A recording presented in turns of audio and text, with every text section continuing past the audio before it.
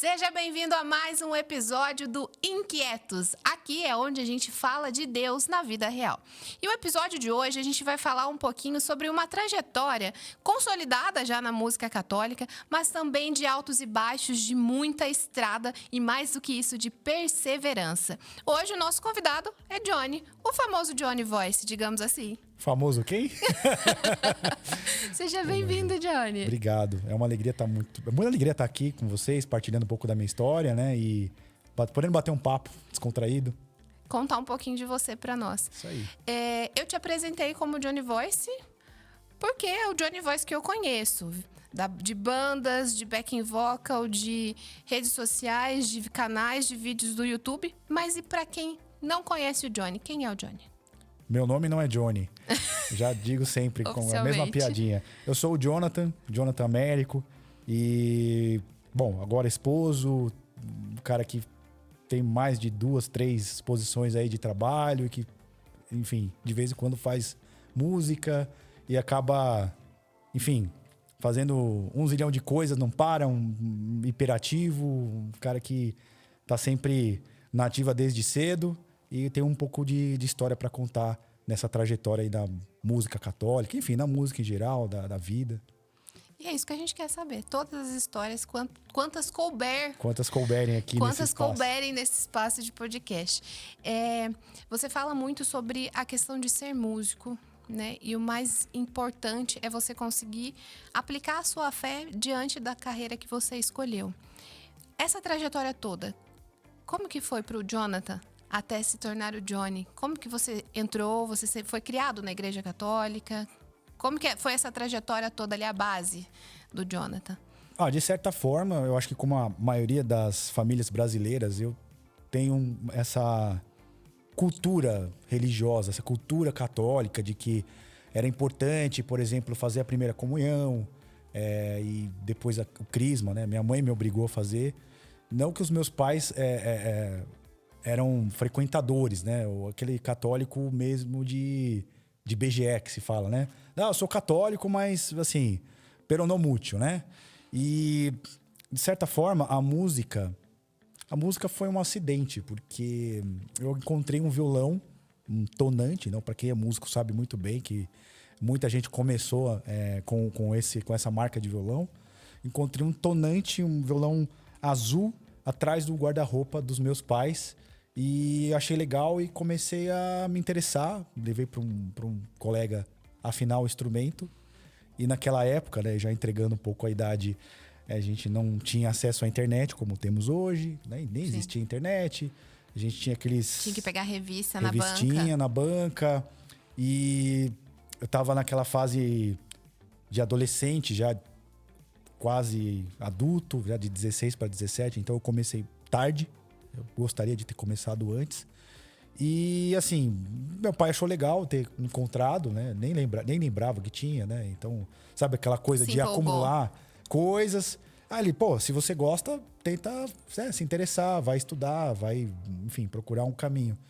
E o meu caminho foi meio que como autodidata. Eu comecei a aprender as formas, os acordes e as músicas que tocavam nas rádios. Eu via que o som era semelhante e comecei a tirar as músicas meio que de ouvido.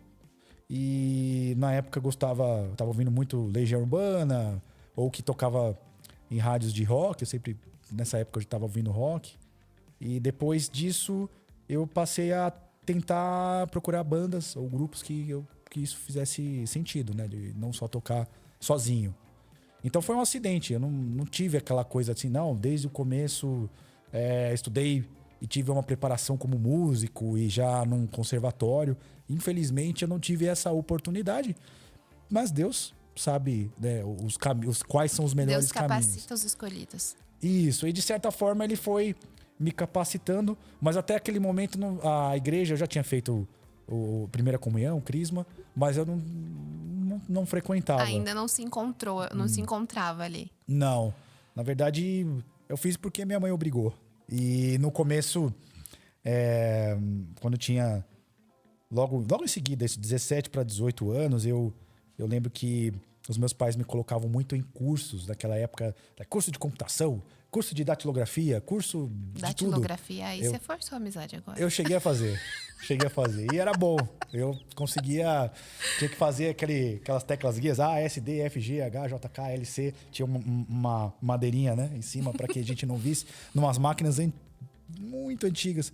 E eu fiz todo tipo de curso que hoje em dia, né? Você fala, eu fiz um curso de MS-DOS. A pessoa nem sabe o que é. E só não fiz um curso de música, porque até então não tinha encontrado, né, essa habilidade. Também porque existia na cultura, né, aquela coisa. Poxa, mas músico não é uma profissão. Não vai te trazer... Não vai te trazer o benefício. Sempre teve aquele apelo da prosperidade. Né? Pô, isso vai te dar um retorno? Não vai. Então, vai estudar aquilo que... Não vai te sustentar, né?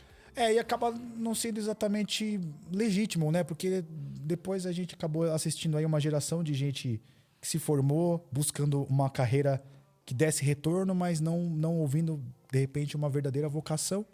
E aí você acaba, muitas vezes, vivendo uma vida que não é sua. Você acaba se entregando aquilo que fica mais cômodo, né? Para as circunstâncias.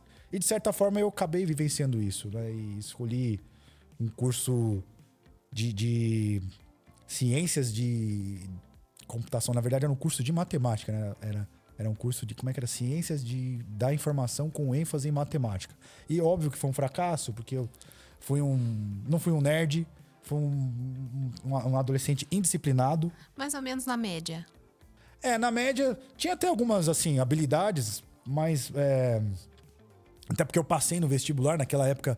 Eu tentei num curso, numa faculdade que era difícil de entrar, mas obviamente eu fracassei, porque eu estudei num dos piores colégios estaduais lá de São Caetano, e também estudei. Eu acho que estudar é um verbo muito forte. Eu fui à escola. Fui até a escola. Eu frequentei a escola e levava violão, e, sabe, não tinha muita disciplina, muita orientação, e, enfim. Os meus pais fizeram o melhor possível, e daquilo que eles entendiam como melhor. Mas eu também não ajudei, não era um exemplo. E acabou que, depois disso, um colega desses cursos que eu acabei fazendo, um curso técnico, me convidou para um encontro de jovens, né, um EJC, em Santo André, que hoje eu acho que já não acontece mais, mas a gente conhecia como UVA.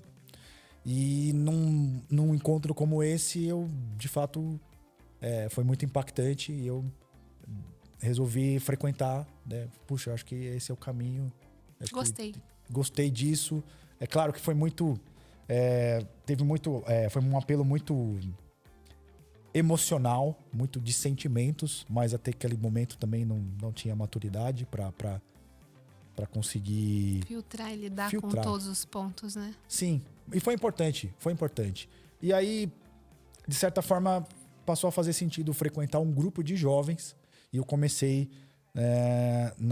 no Santuário Santa Edviges, que fica no Sacomã, em São Paulo, que fica relativamente próximo de São Caetano, porque os meus amigos iam lá e porque tinha um grupo que tocava nas missas. E aí que eu comecei a me interessar, de fato. Ou seja, não foi exatamente legítimo, né? Não foi, nossa, eu quero ir na igreja porque eu preciso me salvar, porque eu preciso... Não era nada disso, era uma relação de interesses. E aí eu passei a tocar na missa, e aí mais ou menos foi esse o começo, como é o começo de muita gente, servindo, tocando nas celebrações. As coisas começaram a fazer um pouco mais de sentido para você a partir desse encontro. Sim, e foi uma experiência legal também, porque não era só sobre música, sobre cantar na missa. Era uma espiritualidade no geral ali dentro do que a igreja propunha para aqueles jovens, que era esse encontro. Sim, apesar de haver uma diferença grande, até de gerações, porque eu acho que naquele momento os grupos eram mais frequentados, assim, a juventude era mais... pelo menos é o que me passa hoje, né? Claro que, dependendo da região, você encontra muitos jovens ainda engajados, mas tínhamos era latente, você enxergava que a juventude fazia o movimento do santuário. E aí eu fui frequentando o grupo, fui assumindo responsabilidades, não só na questão musical, mas também sendo líder de jovens, depois fui coordenador de grupo de adolescentes e assumindo responsabilidades.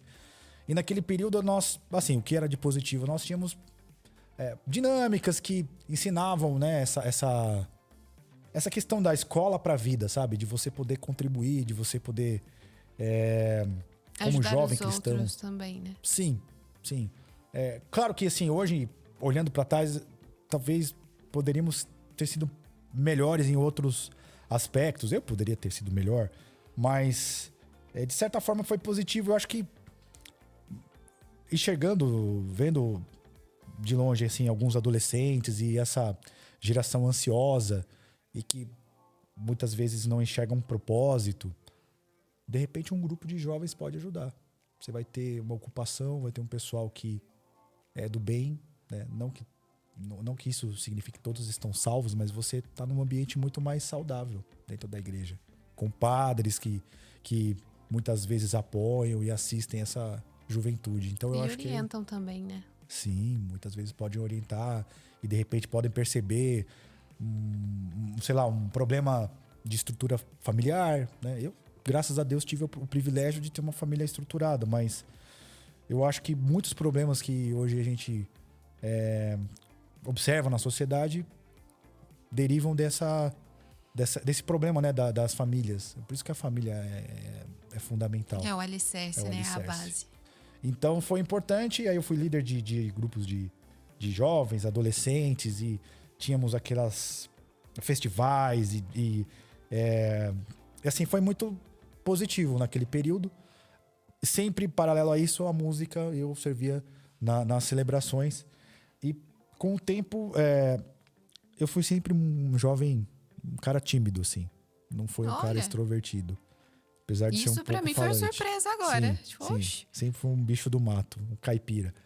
E naquele período, só tínhamos mulheres cantando. E era aqueles agudos, sabe? Só mulherada cantando, e eu pensava só em tocar. E teve um momento por necessidade que eu precisei cantar. E aí o pessoal, pô, Johnny, por que você não canta? Pô, foi legal. Por que você não aposta nisso? E aí eu resolvi, vi que era muito difícil. Eu entendo que é o instrumento mais difícil de todos. E resolvi cantar para ajudar, né? E isso aconteceu em alguns festivais de música. E eu passei a compor para esses festivais. E aí, paralelo a isso, eu fui coralista de alguns grupos, passei a fazer aula de canto. E isso foi muito importante, porque pouco a pouco eu fui assumindo mais, as coisas foram acontecendo naturalmente, passei a cantar em casamentos. E aí lá depois chegou a banda, chegou a Via 33, por um caminho assim totalmente, sei lá, inesperado. E aí sim começa a minha trajetória na música católica, mas foi um período relativamente longo de grupo de jovens e uma experiência bonita que eu acho que marca a vida de qualquer um que se submete a esse tipo de experiência. É muito importante. Então, você aí, jovem, que tiver a oportunidade ou que acha que é muito, sei lá, entediante frequentar, procura um grupo de jovens que eu acho que vai ser assim, uma saída. Vai agregar. Vai agregar os pais também. Eu acho que é importante que os pais incentivem. Graças a Deus, os meus pais incentivaram também. Isso é muito importante mesmo. Hoje a primeira dica não foi dada por mim, então espero que você tenha anotado diretamente do Jonathan, mais conhecido como Johnny. É isso aí. O grupo de jovens é legal e assim, você acaba realmente se transformando. Eu não saí o mesmo. Claro, também tem a questão do tempo, né? Que você acaba amadurecendo, mas eu acho que entre altos e baixos foi uma experiência muito interessante. É o que a gente fala aqui. Quanto tempo você demorou para formar essa sua personalidade, suas características, né? Você não quer dizer que você vai em um encontro de jovem que você vai sair de lá outra pessoa. Não, você precisa frequentar. Também tem muito daquilo de você se sentir parte, né? Ou se... Oh, meu Deus. Não é compatível a palavra? Eu me perdi aqui na palavra. Você se sentir bem com aquela realidade daquele grupo, que a gente fala que tem várias vertentes. Tem tem Dom Bosco, tem os Vicentinos, tem a Renovação Carismática Católica. Você precisa se identificar, a palavra que eu queria. Identificar com o que acontece naquele meio para você poder fazer parte, para você também desenvolver suas questões espirituais, sociais, né? Tudo isso engloba, né? Então, eu acho que isso é super importante. E você falou dessa sua trajetória toda, eu tenho uma pergunta muito, muito específica para você. Durante esses anos, que não foram poucos, né? Você passou por escalas aí. Existiu um momento em que você se sentiu tocado, que você falou assim, essa é a virada de chave. Entendi o que eu tô fazendo aqui? Olha, teve o momento inicial, né? O pontapé, porque provavelmente o desfecho seria outro, porque basicamente era um jovem muito preguiçoso que só procurava aquilo que me dava mais conforto, como a maioria dos jovens, como a maioria das pessoas. Acho que claro que você precisa se identificar com um determinado grupo, né? Ou na escolha dos seus amigos, mas a vida não é só sobre aquilo que te dá mais conforto, aquilo que se sente bem. Eu não sou católico porque eu me sinto bem indo à missa. Não é sobre isso, né? É muito além. Então, eu acho que a virada de chave inicial foi importante porque me tirou de um caminho que não era legal e que, assim, não cheguei como muitos da minha geração, né?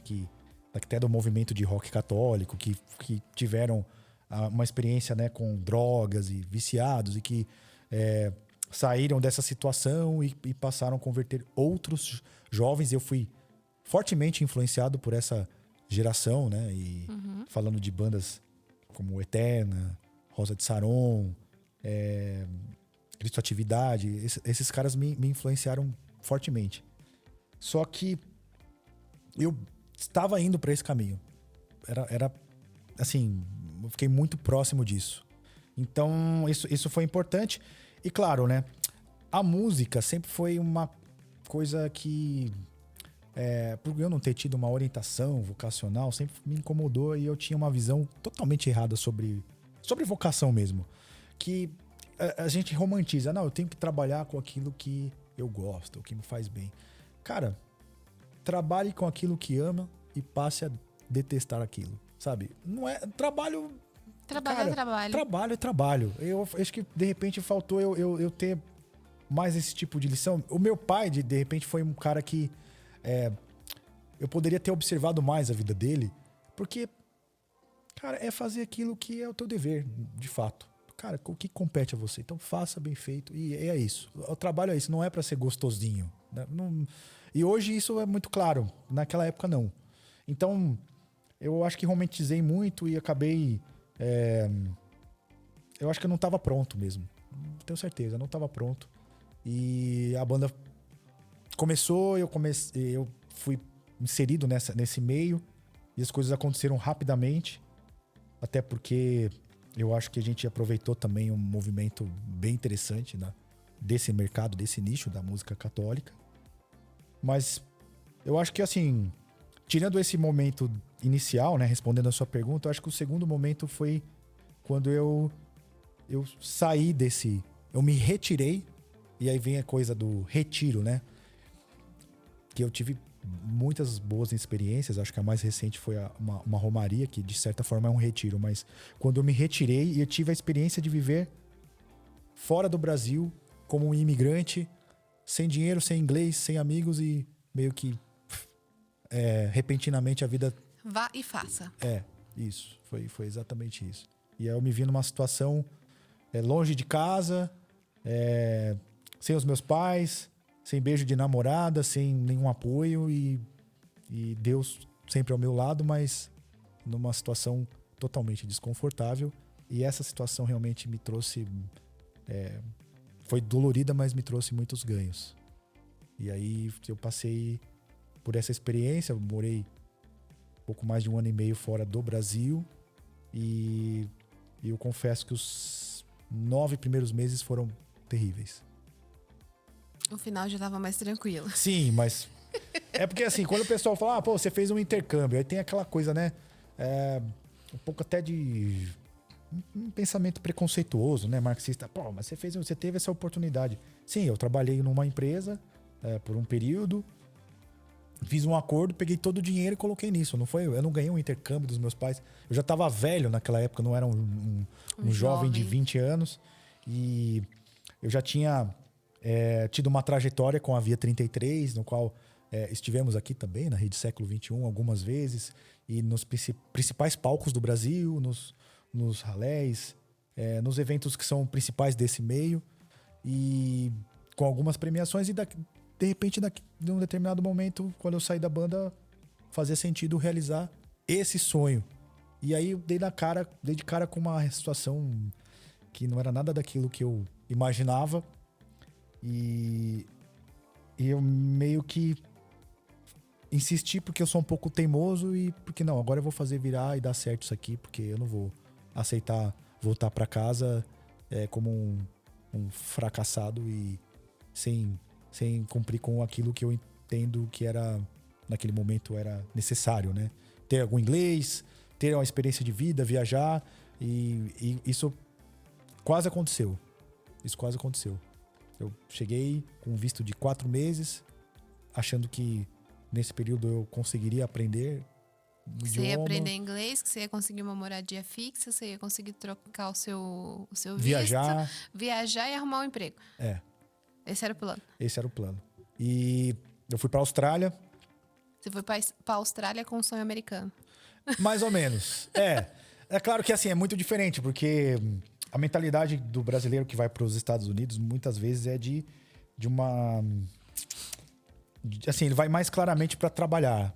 É claro que na Austrália também há muitas oportunidades, mas você não consegue ficar na Austrália no início sem estudar. E é muito caro.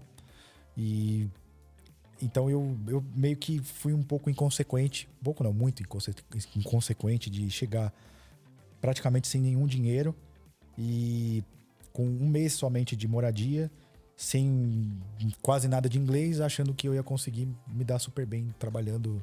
Dando o seu jeitinho brasileiro. Dando o meu jeitinho brasileiro. A sorte é que sorte não, né? Deus que nunca me abandonou e que eu sempre fui muito bom com contatos, network, rede de amigos. Então, graças a Deus, eu sempre tive muita facilidade em conhecer pessoas e os brasileiros se ajudam.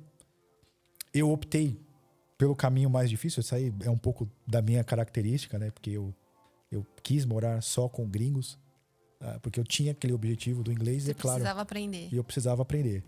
E assim... como é que eu vou... Explicando dessa forma parece fácil, mas assim, ó...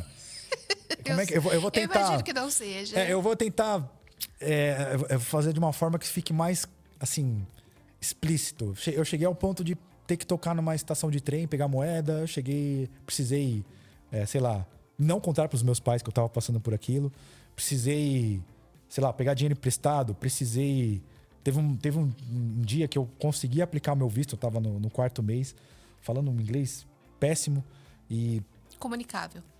Assim, elementar. Quase nada, assim.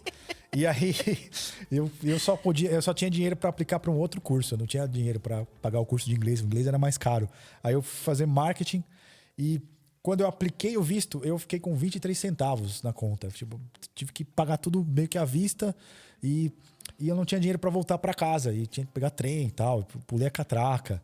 Peguei um violão emprestado. Passei a tocar num túnel lá de uma estação. Trabalhei em todo tipo de trabalho que você possa imaginar, em obra, sendo o cleaner, né, limpando, em cozinha, sendo garçom, colando pôster em poste. E aquela experiência realmente... que assim, depende de cada um, né? No meu caso, falando assim, daquilo que realmente pega pra mim, eu acho que é na carne. Tem que ser na carne. Muitas vezes eu tenho que quebrar a cara, ou eu preciso, por exemplo, começar com um banho gelado. Eu preciso realmente vivenciar aquilo. A imersão tem que ser do jeito mais difícil mesmo para que aquilo faça sentido. E realmente a Austrália foi essa experiência, foi bem E difícil. você ali o tempo todo. Deus vai dar certo. Eu não vou voltar, não. O senhor me ajuda. Sim. Naquele lance da audácia. A gente fala que a gente é audacioso, a gente é teimoso e quer desafiar Deus, né? Sim, muitas vezes. E por mais que em muitos momentos, desde a trajetória de adolescente até agora, já adulto, sempre houve altos e baixos. Eu sempre...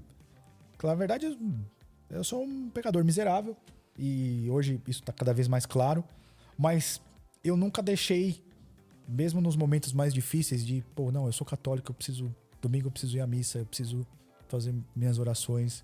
Eu não acho que a vida é só sobre esse plano material, é muito mais do que isso. E mesmo vacilando ou vacilando menos, isso sempre esteve presente, não importa se a missa era em inglês ou se era numa comunidade de brasileiros. E então Deus nunca me abandonou. Poderia ter tido um desfecho muito pior, trágico. E Deus esteve comigo o tempo todo, de uma forma ou de outra, na obra, numa picareta, no martelo, quebrando uma parede, ou servindo um gringo, tentando entender o idioma. E passei por diversas situações assim. Sabe, aquela coisa, todo dia um 7-1 diferente, né? Aproveitando o clima de Copa, assim. E passando poucas e boas merecidamente, porque eu fui inconsequente. E sim, isso foi importante para minha trajetória, aprendi muito. E depois de 9 meses, é claro, eu acabei mais adaptado. Literalmente nasceu. E aí eu passei a ser uma outra pessoa, com muito mais bagagem. Aí sim, no final pude realizar um sonho, fiz um mochilão, viajei, fui pra Tailândia, fui pra Europa, visitei massa. parentes. Não fiz reserva de hotel, também tudo do jeito mais difícil, porque eu tenho essa... Chegar lá, É isso. vou querer um quarto. Claro que hoje eu tô mais velho, né? Casado. Minha mulher jamais se sujeitaria a isso, porque é conforto, né? Não precisa sofrer tanto assim. Mas eu tenho esse perfil de aventureiro. Eu gosto de não é adrenalina, mas eu gosto realmente desses riscos, sabe? Dessas surpresas que a vida pode te dar. Sim. Então, nesse caso, eu acho que quando eu voltei de lá, realmente eu falei, cara, que loucura. Deus foi muito maravilhoso de poder... Insanidade. Que insanidade. Proporcionou essa experiência maravilhosa. E eu lembro ainda da Jornada Mundial da Juventude, que aconteceu no Brasil. E eu pude participar de um grupo. Não era um grupo de jovens, era um grupo de católicos que se encontravam depois da missa da Catedral de Sydney, né? St. Mary's. E a gente assistindo a Jornada Mundial da Juventude no meu país e eu estando do outro lado do mundo, assim. Então foi uma experiência bem diferente. Enfim, conheci muita gente e isso fez toda a diferença. Isso é genial. Genial assim nem tanto, né? Mas... não digo que foi genial. Eu recomendo que vocês se preparem. Não precisa ir totalmente sem inglês. Eu achava que tinha um inglês. Estudem, não sejam disciplinados, porque quanto menos você fala, mais você vai sofrer, claro. E eu acho que até, sei lá, todo tipo de entre aspas, humilhações. Mas na verdade eu deparei com a verdade, né? É aquilo, cara, você tá num lugar, você nem fala direito, você quer o quê?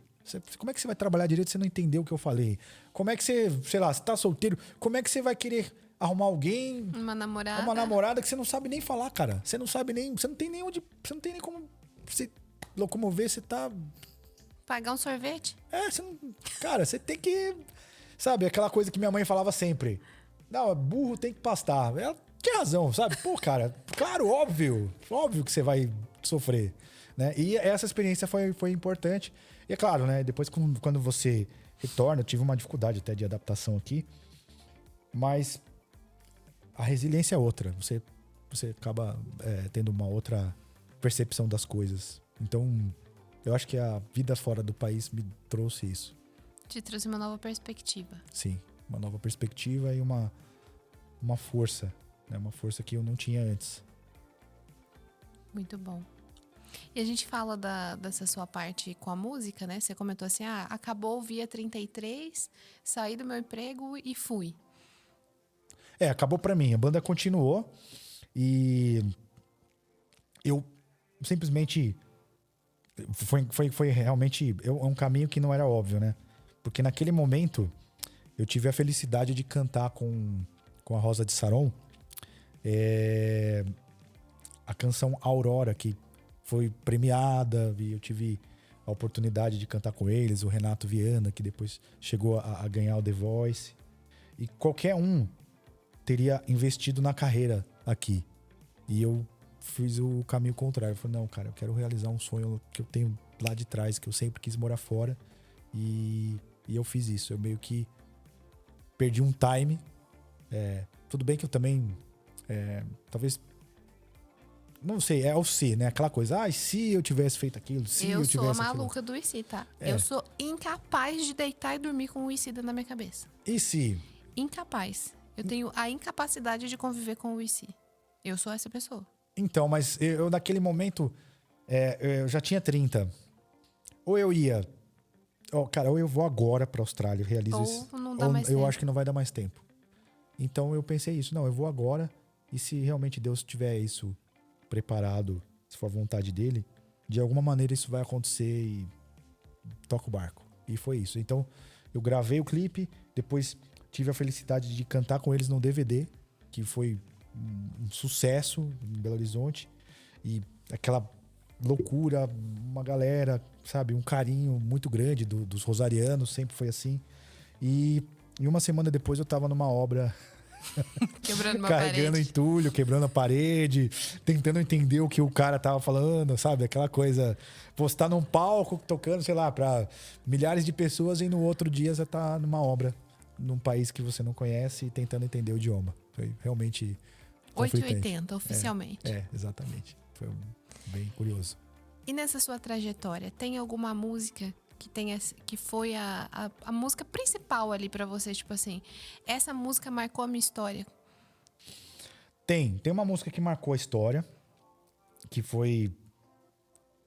Eu acho que foi a música que inclusive ganhou premiação, né? Como o melhor álbum pop, o melhor álbum rock com a Via 33, que é a música Voz do Meu Silêncio. Eu acho que eu teria que cantar as duas, né? Porque a gente acabou de contar a história da viagem.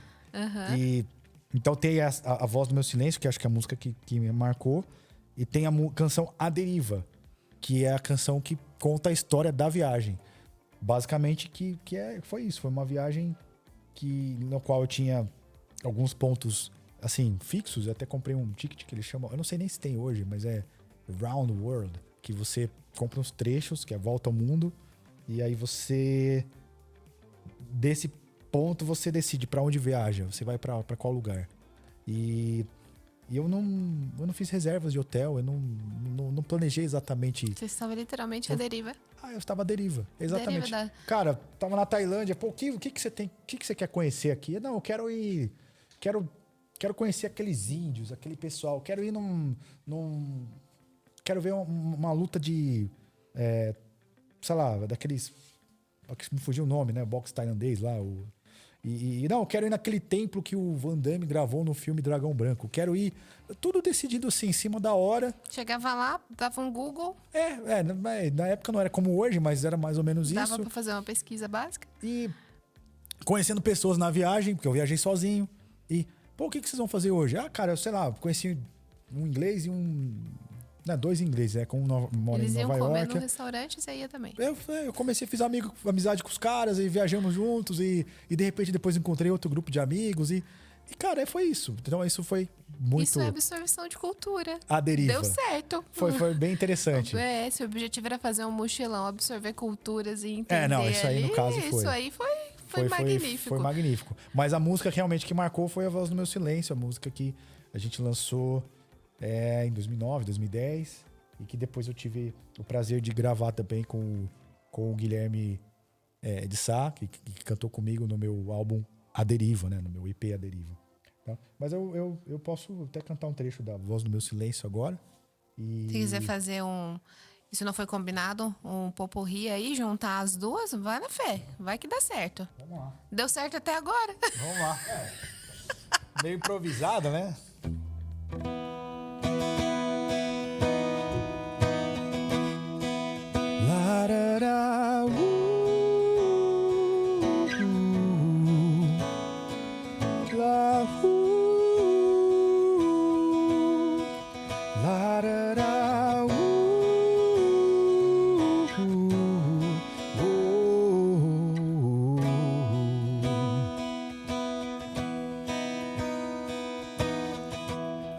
cada passo falso eu vejo como sou, na porta que se fecha, no meu limite vou. Ah, eu sinto uma dor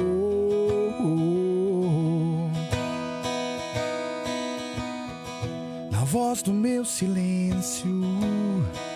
Eu grito seu amor e mesmo os meus defeitos você não se importou. Perdoou e sempre me amou. Sempre me amou com tudo que tenho, tudo que sou. E tenho a certeza, mesmo na dor, sempre me amou com tudo que tenho, tudo que sou. E tenho a certeza, mesmo na dor, sempre me amou, sempre me amou, sempre me amou. Larará,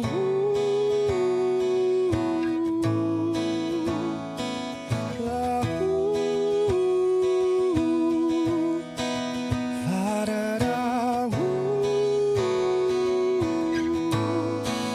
sempre me amou.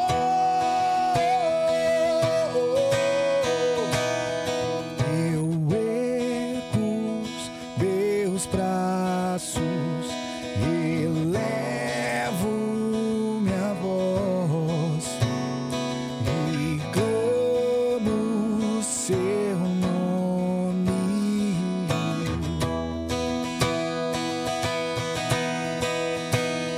Eu ergo os meus braços, elevo minha voz e clamo o seu nome, Jesus.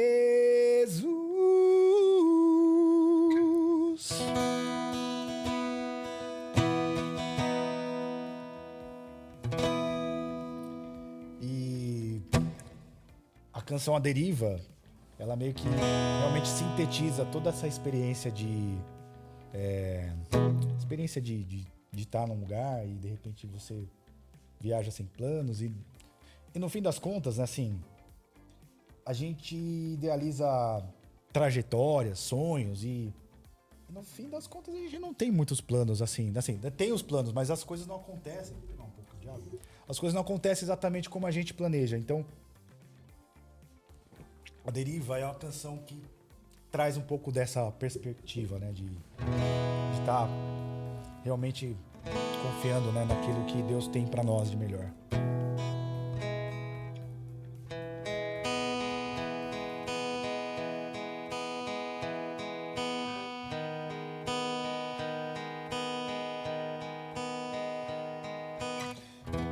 Todos os momentos que passei, toda a saudade que senti, na minha miséria me encontrei e com a fraqueza eu aprendi que eu não tenho muito a oferecer.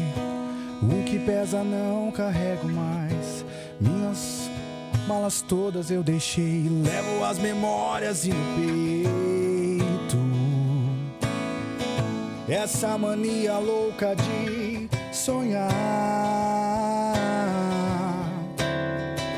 Se agora eu vou, amanhã não sei voltar. Nesse mar eu quero navegar, sobre as águas tento navegar, e agora é totalmente diferente, e o que é antigo não importa mais. Desencanei de coisas pequenas pra fazer a diferença. Vitimismo não vai me ajudar. A deriva, sinto um sopro, vento que mudou minha direção, empurrando pro outro rumo, um lugar desconhecido, onde eu possa ver o próprio amor bem maior. Se agora eu vou, amanhã não sei voltar. Nesse mar eu quero navegar, sobre as águas tento navegar, mas agora é totalmente diferente. Se agora eu vou, amanhã não sei voltar. Nesse mar eu quero navegar, sobre as águas tento, mas agora é totalmente diferente. E o que é antigo não importa mais.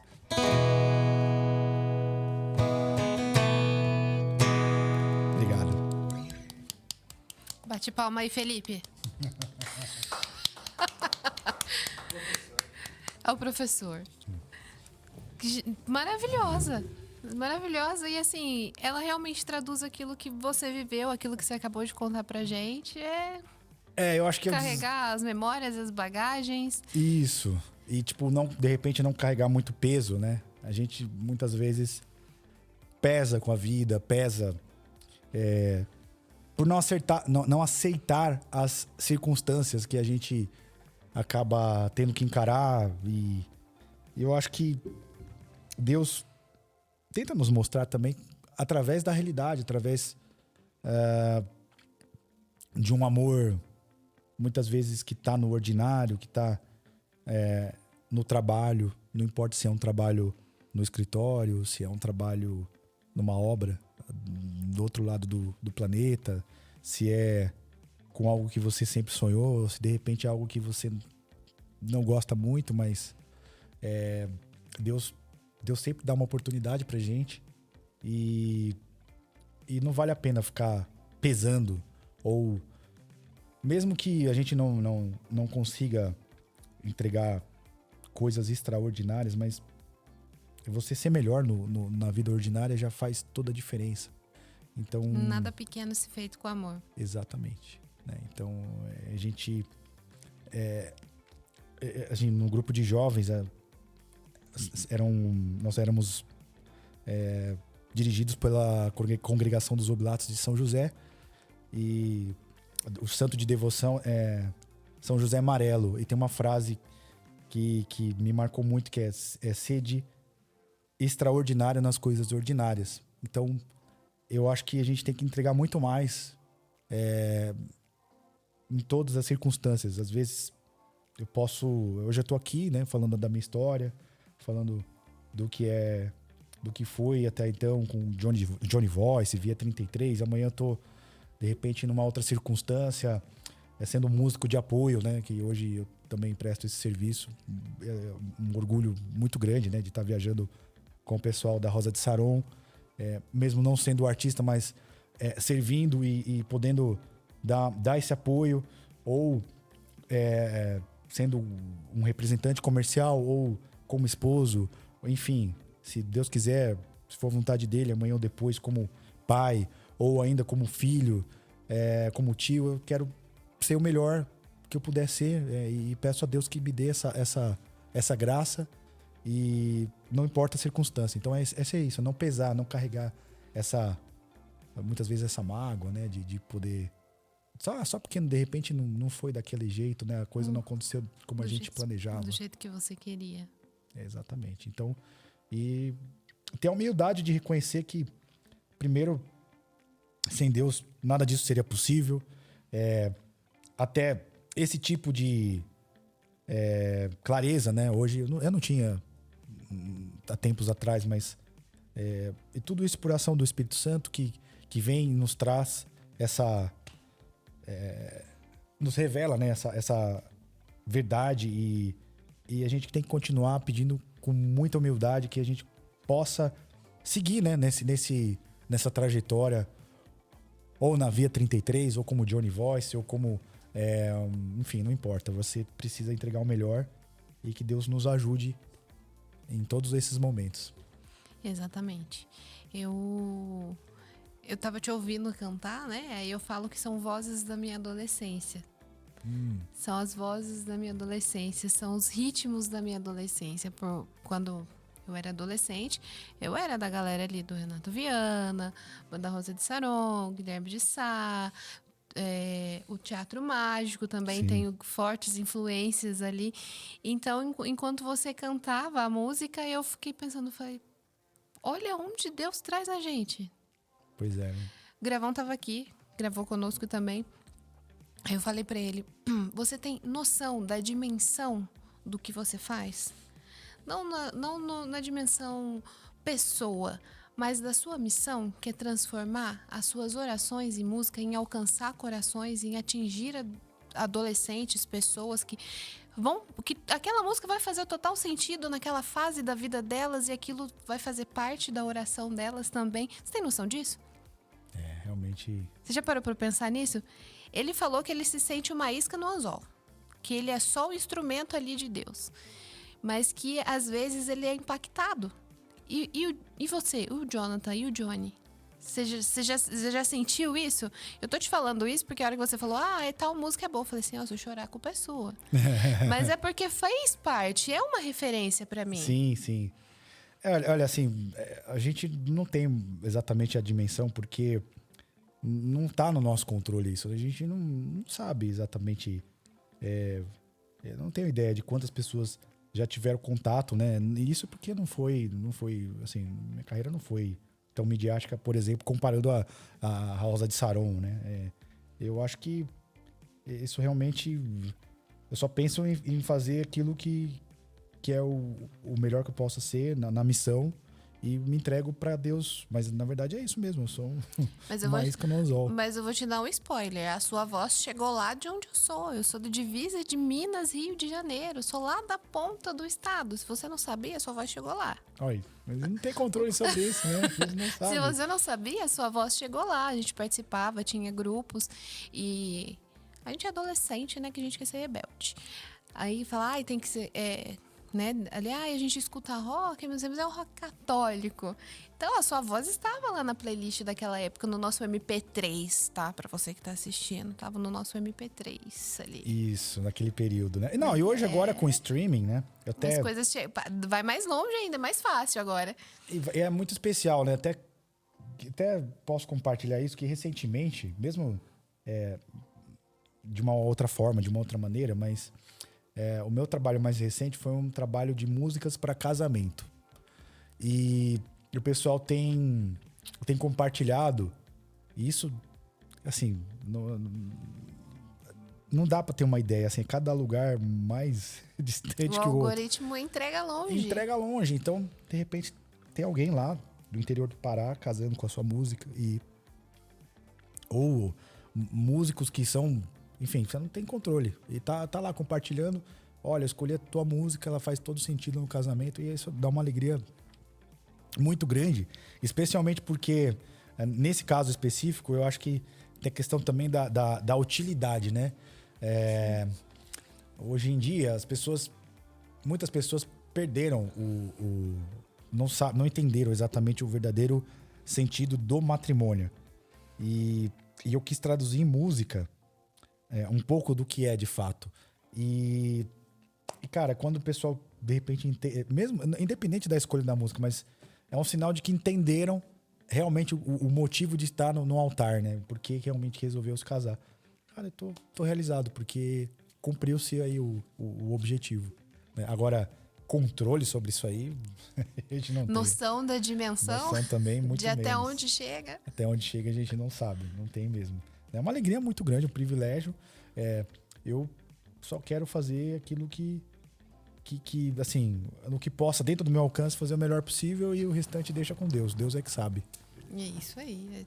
A gente tá aqui para fazer o que Ele quer que seja feito, Exatamente. né? Mas antes de eu te fazer mais uma próxima pergunta, Gente, hoje eu queria apresentar para você esse moletom. Nós estamos aqui no inverno. Embora eu e o Johnny aqui a gente esteja em estações do ano diferentes, porque ele tá de blusa de manga curta ali. Este é o moletom do stand da Lu. Eu sempre falo aqui pra vocês. Então, se você tem interesse, né, gostou, gosta de umas roupas aí com passagens bíblicas, uma vestimenta mais ao lado da modéstia, assim, uma coisa mais católica. Tem coisa muito jovem, muito bacana. Inclusive, esse moletom aqui tem um desenho nas costas incrível. Tem jaqueta, tem camisa. A gente tem pra todos os gostos, pra todos os personagens, né? Igual eu falo pra ela, às vezes ela quer me emprestar umas blusas com brilho. Eu falo, Lu, esse não combina com o meu personagem. Então tem para todo mundo. E o stand dela tá aqui na Rede Século XXI também. Tem muitas opções para você escolher. Se você gostou de alguma coisa, tem dúvida, quer saber preço, tamanho, encomendar, só mandar uma mensagem para ela aí. E agora eu vou te fazer uma nova pergunta. Qual a história na estrada, na música, mais assim inusitada que você tem para contar para nós hoje? Algo que você fale assim, tipo, não é possível. Cara, tem várias, né? A gente acaba... É difícil escolher uma, né? É difícil escolher uma. Tem...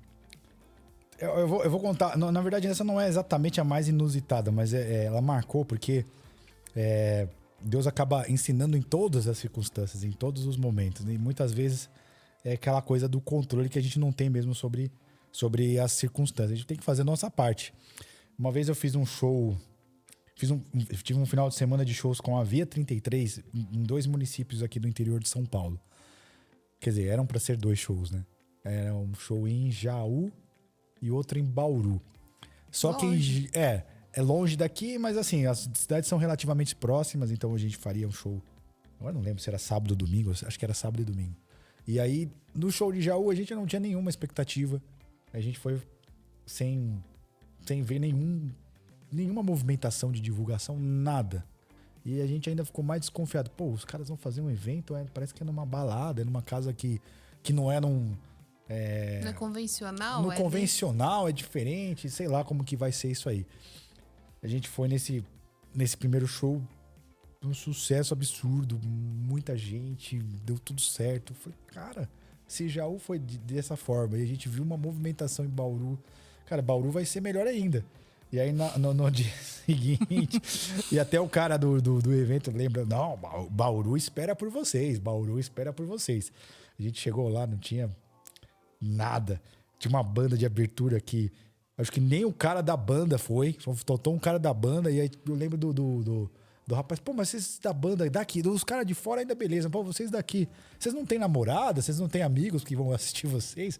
Pô, não vem ninguém. E aí no fim das contas não teve ninguém no show e a gente voltou pra casa. E isso... Ninguém assim? Não tinha nem 20 pessoas? Nada, foi zero. E assim, naquele período a banda tinha um relativo alcance, né, uma estrutura, éramos da Paulinas, então a gente... foi presente aí num determinado período nos principais eventos, todos os raléus. A gente fez shows em palcos dos principais. A gente estava realmente num trabalho de destaque e não teve ninguém. Não aconteceu. E a gente voltou para casa. E assim, foi uma grande lição que hoje, mais do que nunca, faz sentido, né? A gente, como músico, principalmente, né? Esse meio complicado e que certos vícios são assim, acabam aflorando mais, né? Principalmente da vaidade, do orgulho. E, cara, é uma bobagem, porque no fim das contas a gente é só um instrumento. A gente não tem controle, realmente. Então, é pedir para que Deus nos molde, que a gente possa ser de fato instrumento, né, de Deus. E o restante não tem que ficar pensando muito. Eu acho que se é pra você tocar pra 15, 10 pessoas ou pra um festival católico com milhares de pessoas, você tem que fazer da melhor maneira sempre, não importa. Mesmo que não tenha... Aí se não tiver o show, realmente você teve lá e fez a sua parte e pronto. E volta com o rabo entre as pernas e com o coração mais humilde. Eu acho que é isso. É isso. Tem alguma coisa que eu esqueci de te perguntar? Aquela coisa que você veio com ela na ponta da língua para falar. A gente falou de muitas coisas e eu não perguntei. Sinceramente, eu acho que eu falei bastante, né? Eu falei não, muito mais. Eu pergunto pouco na intenção de que você fale muito. Esse é o plano. Mas às vezes sempre tem alguma coisinha que você veio preparado, veio com aquilo no coração para falar e eu perguntei um monte de coisa em cima e você não falou. Sinceramente, eu acho que assim, o interessante é falar sobre o meu trabalho autoral, que o pessoal que está assistindo pode ter acesso aí nos streamings, né? Que é só me procurar como Johnny Voice, Jonny. Você vai encontrar todo o meu trabalho autoral, as redes, né? Que é importante, que puder tá na tela seguir, aí para você. Compartilhar. E lá você vai ter um pouco do que é a minha vida hoje e alguma coisa pessoal também. E você vai ser sempre muito bem-vindo aí nas redes. Inclusive, tá disponível para cerimônias. Sim. Dentro tem só se organizar direitinho com relação à data, né? Porque eu tenho que cumprir também a data da banda, da Rosa de Saron. Mas sim, eu tô esse final de semana. Então você ainda canta com eles? Eu achei que foi só naquele período. Não, naquele período eu fui convidado como artista foi um feat. E hoje eu presto esses serviços como músico de apoio. Olha. Então eu tenho viajado com eles. Tinha alguma coisa que você não tinha falado. Então. Eu tô viajando com eles como músico de apoio. E começou agora, eu comecei em outubro, então faz pouco tempo. Acho que eu passei no teste. Acho que eu passei na experiência. E tô tendo essa oportunidade de viajar com eles. E voltei pra estrada de alguma maneira. E tô até morando em Campinas agora, então tô mais próximo deles. Eu sou do ABC. Eu acho que, dependendo, claro, da agenda, eu consigo atender, sim. Anotaram aí, né, pessoal, as redes sociais para vocês entrarem em contato e também para vocês conhecerem o trabalho dele. Tem muita gente que tá chegando agora que não sabe que a gente tem essa alternativa de músicas, né? Existem muitas opções de músicas católicas, muitos estilos, inclusive o rock aí, o pop rock, pode-se dizer assim, sim, né? Sim. O pop rock aí, que são orações transformadas em músicas e talvez elas possam fazer muito sentido na fase da vida que você esteja hoje e te auxiliar, né? A acalmar esse coração, a ser o complemento das suas orações. Então, tudo isso faz parte de um grande pacote que é a gente ser cada vez melhor e colocar Deus no centro de tudo cada vez mais. Johnny, muito obrigada. Eu que agradeço, acho que foi muito bom. Uma grande oportunidade estar aqui com vocês, compartilhar um pouquinho da minha história. E, poxa, contem comigo aí para uma próxima, se Deus quiser. Com certeza, haverá parte 2, como eu sempre digo. Vamos encerrar com uma música que você goste muito, a sua favorita? Vamos lá, eu vou encerrar com uma canção que eu escrevi para casamentos e que eu acho que faz todo sentido para esse momento. O nome da canção é Consentimento. Gente, a gente vai encerrar com música, então eu já me despeço de vocês agora. Um beijo, até o próximo episódio. Lembre-se de que tudo precisa ter um início, você precisa começar. Antes de tudo, dar o primeiro passo. Ninguém tá pronto, só precisa estar disposto. Um beijo, até o próximo episódio. E a gente fica com mais uma música aqui com o Johnny Voice. Até lá.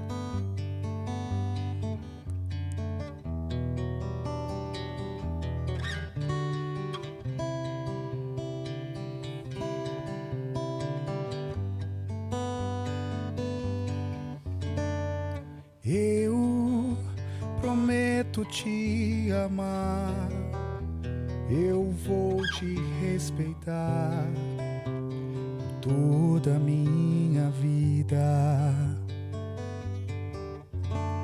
Na saúde ou na doença, riqueza ou pobreza, eu sempre vou te amar. E peço a Deus que me ajude a te entregar meu pobre coração e toda a minha alma. E o meu tempo já não é mais meu, agora é tudo teu. ser daqui pra frente o meu sim será todos os dias em honra da família que quero construir. E os filhos que Deus pode enviar, os recebo com amor.